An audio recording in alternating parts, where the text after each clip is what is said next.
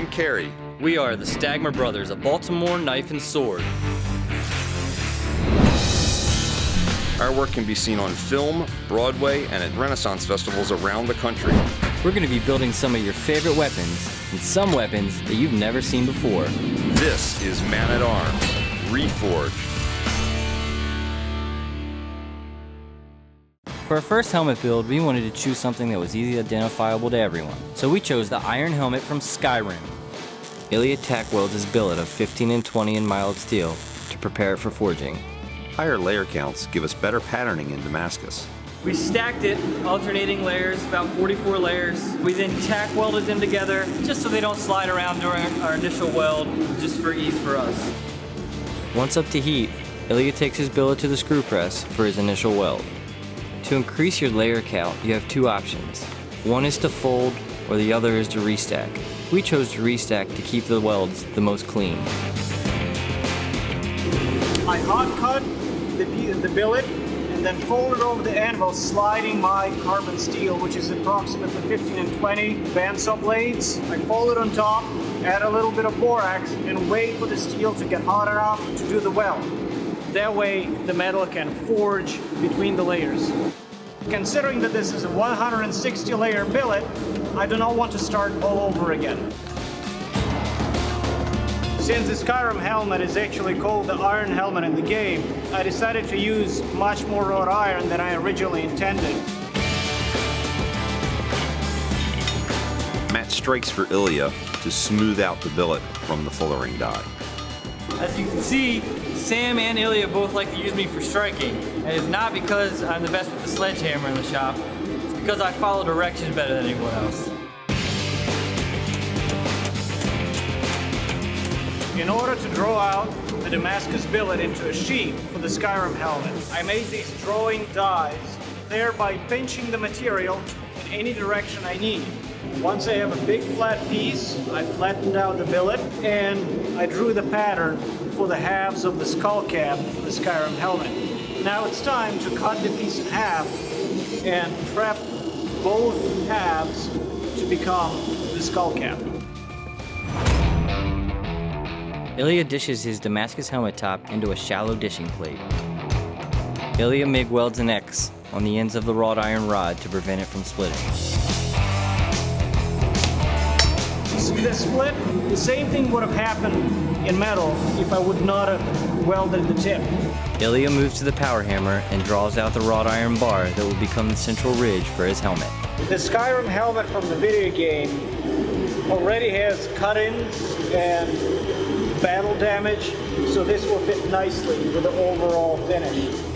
Ilya uses one of our rolling mills to flatten, create parallel sides, smooth and even the wrought iron. Once I'm satisfied with the width of the rod, it's time to cut it to shape. This is going to be the central ridge. Now I take a Civil War era cannonball and use it as my round stake. After grinding his desired shape into the cheeks, he goes to the horn of the anvil to add some curvature.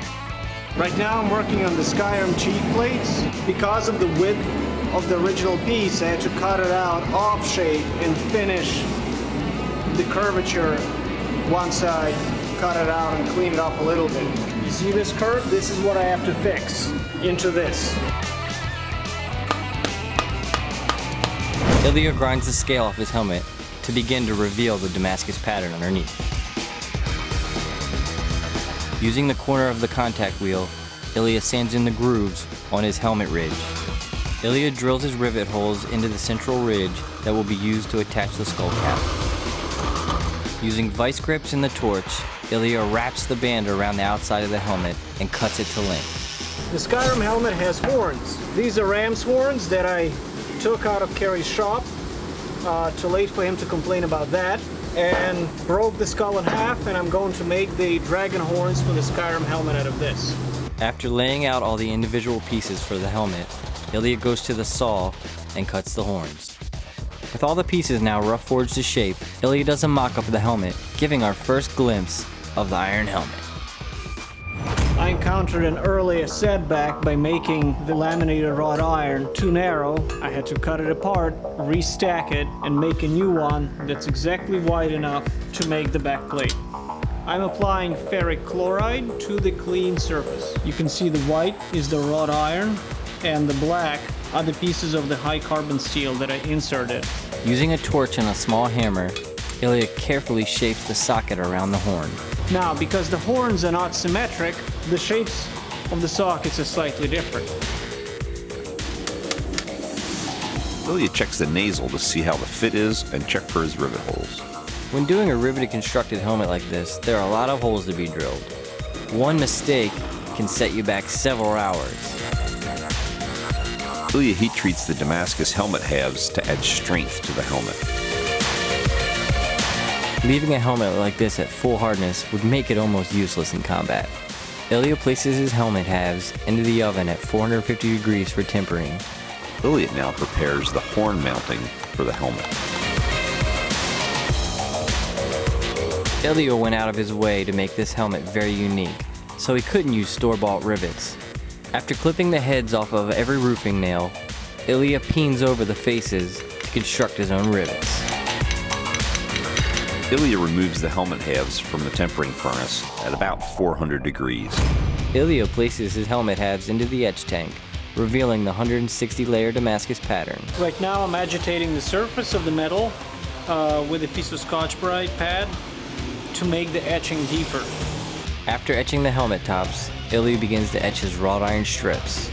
Ilya fits and rivets the iron and Damascus panels for the helmet. Ilya rivets the bezels for the horns to the main helmet. Now that I put on the horns, I can put on the oculars and the back plates. Works.